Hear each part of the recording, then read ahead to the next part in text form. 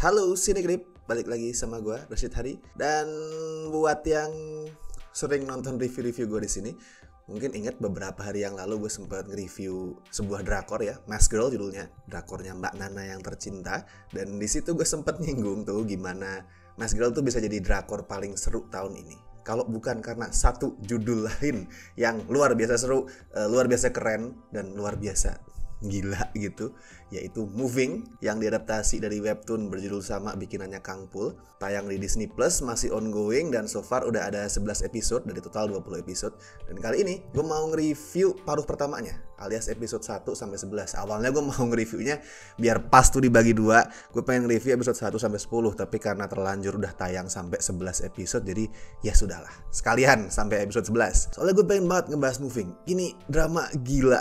Gila banget. Misal Moving ini bisa konsisten ngejaga kualitasnya sampai tamat nanti sampai 20 episode. Itu bakal susah buat ngegeser drama ini dari puncak daftar drakor terfavorit gue di tahun 2023. Tapi lu jangan takut dulu nih denger kalau ini drama punya 20 episode ya. Pertama, karena per episodenya tuh gak terlalu panjang, sekitar 45 sampai 55 menit lah. Gak yang kemudian di atas jam 70 menit atau 80 menit tuh enggak. 45 sampai 55 range-nya. Dan kedua, durasi itu gak akan kerasa sama sekali. Soalnya ini drama seru, sekali lagi ini seru banget nih, gue suka banget sama yang ini. Jadi di saat film superhero Hollywood belakangan ini mulai kehilangan daya tarik kan. Bisa lo lihat dari pencapaian di box office, dari review-reviewnya tuh mulai kehilangan daya tarik kan. Karena ya gitu-gitu aja gitu. Satu judul bikin crossover laris, yang lain crossover. Satu judul ngangkat soal multiverse laris, yang lain ikutan juga. Dan seterusnya. Pakem apapun yang lagi rame diikutin dan diulang-ulang terus. Dan Moving ini punya perpaduan-perpaduan yang itu gak dipunyai sama superhero Hollywood. Seru, gak jarang tuh brutal, beberapa gore juga ada di sini. Tapi di sisi lain ada sentuhan khas Korea juga yang ringan, yang manis, dan of course menyentuh. Ceritanya tuh tentang Kim Bong Suk. Dia murid SMA yang punya kekuatan bisa terbang. Tapi dia tuh belum bisa ngontrol kekuatan itu. Jadi setiap emosinya bergejolak, misal terlalu seneng, dia tuh bakal melayang dengan sendirinya, gak bisa ngontrol. Makanya sama si ibu, Bong Suk ini disuruh pakai pemberat di kakinya sama di tasnya pas berangkat sekolah. Dan kemudian ada murid baru yang namanya Jang Hisu. Dia juga punya kekuatan. Selain kemampuan fisik di atas rata-rata, Hisu ini gak bisa luka. Apapun luka di badan dia, separah apapun, tuh bisa langsung sembuh kayak Wolverine. Karena sama-sama ngerasa berbeda, Bong Suk dan Hisu ini akhirnya mulai dekat. Gue suka banget nih hubungan mereka berdua, hubungannya Bong Suk sama Hisu. Karena ada bumbu romance, tapi nggak murahan. Soalnya romance tadi tuh digabungin sama cerita coming of age yang juga hangat banget. Di satu sisi, Moving ini buat gue kayak X-Men sih. Karena pakai cerita superhero buat ngomongin soal individu yang berbeda. Terus kemudian dianggap aneh, ditakuti, bahkan dijauhi sama masyarakat. X-Men kan kayak gitu tuh. Esensi dari X-Men adalah soal orang-orang yang terpinggirkan, teralienasi karena beda, karena kekuatan mereka. Dan di sisi lain, Moving ini juga soal cerita remaja yang berproses buat tumbuh. Ya coming of age ya. Tentang remaja yang tadinya tuh diatur sama ortunya biar nggak lepas kendali. Bukan karena si ortu jahat ya. Bukan dia tuh dikekang karena ortunya itu otoriter, jahat tuh enggak. Tapi remaja kan emang rawan bablas ya. Rawan lepas kendali gitu. Jadi tetap lah perlu dikasih batasan-batasan. Nah, ini adalah prosesi remaja yang seiring dengan pendewasaan dia akhirnya tuh mulai belajar kontrol diri dan pengen lepas dari aturan-aturan si ortu, si orang tua. Ya kayak di dunia nyata lah, remaja kan pasti pengen mandiri ya. Dan di Moving, keinginan buat mandiri itu muncul karena apalagi kalau bukan cinta. Si Bong Suk, karakter utamanya itu pengen lebih baik karena cinta.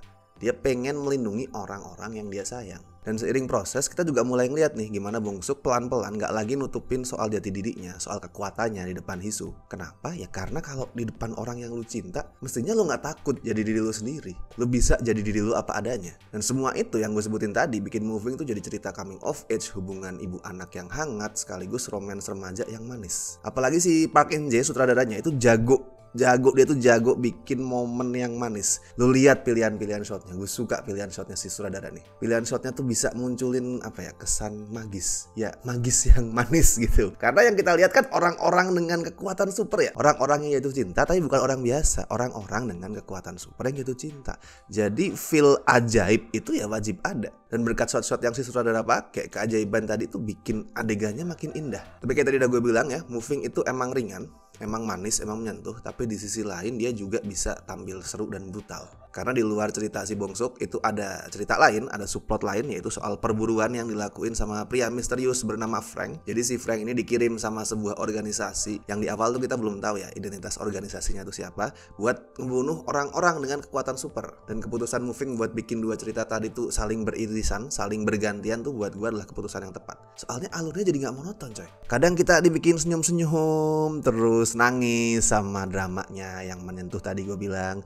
Tapi kemudian kita lompat ke cerita perburuannya si Frank yang lebih seru, yang tegang, ya variatif jadinya. Actionnya juga keren banget sih di sini. Soalnya si Park In Jae kan sebelumnya dia sempat ngedirect Kingdom Season 2 ya. Dan gue personal adalah orang yang beranggapan, satu dari sedikit orang kayak yang beranggapan Kingdom Season 2 tuh lebih kuat daripada yang season pertama. Soalnya actionnya lebih lebih maksimal, lebih fast pace, lebih tegang, lebih intens. Dan pencapaian di Kingdom Season 2 itu diulangin lagi di Moving ini. Actionnya cepat, brutal, dan kebrutalan itu muncul karena si sutradara tuh total maksimalin kekuatan super karakternya. Ya lu bayangin deh, misal ada orang nih dengan kekuatan mengendalikan listrik gitu misalkan, tuh dia berantem habis-habisan sampai mati ngelawan orang yang punya super strength yang nggak bisa luka. Itu kan pasti gila-gilaan kan, pasti brutal, pasti sadis, dan itu yang dimunculin di Moving. Balik ke soal storytelling ya, satu lagi kelebihan Moving ini adalah semua karakternya tuh dapat sorotan. Selain Bongsuk dan Hisu, karakter-karakter lain tuh dieksplor dengan cara flashback. Apalagi sejak episode 8 ya. Episode 8-nya itu mulai fokus ke flashback. Misal nyeritain gimana ortunya Bongsuk, si Kim Do-sik dan Lee Mi-hyun tuh yang dulu sama-sama jadi agen rahasia dengan kekuatan super tuh ketemu, terus kemudian jatuh cinta. Ada juga Jang Ju-won, bapaknya Hisu yang dulu anggota geng dengan julukan Monster, sebelum akhirnya direkrut sama badan intelijen tuh juga diceritain masa lalunya. Flashbacknya oke sih. Romansnya Do-sik sama Mi-hyun tuh manis. Terus chemistry Jo In Sung sama Han Hyo Joo juga oke. Itu cakep banget sih Han Hyo Joo BTW.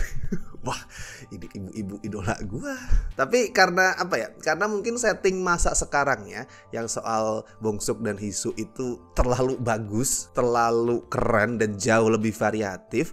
Jadi gue sempat ngerasa agak sedikit turun nih kekuatan Moving di episode 8-9. Sekali lagi itu bukan jelek, romansnya masih oke, tapi karena yang 7 episode pertama terlalu bagus. Apalagi episode 8-9 kan settingnya lebih banyak stay di gedung intelijen ya.